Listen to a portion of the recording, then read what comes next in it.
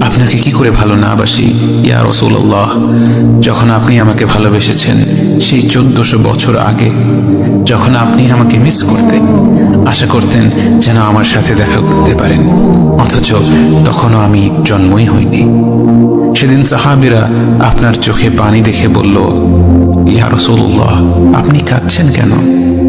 আপনি বললেন, আমার ভাইদের খুব দেখতে ইচ্ছে করছে।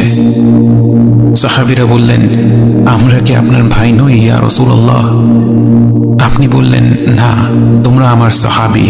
আমার ভাই হলো তারা যারা আমার পরে আসবে এবং আমাকে কখনো না দেখেও তারা আমাকে বিশ্বাস করবে।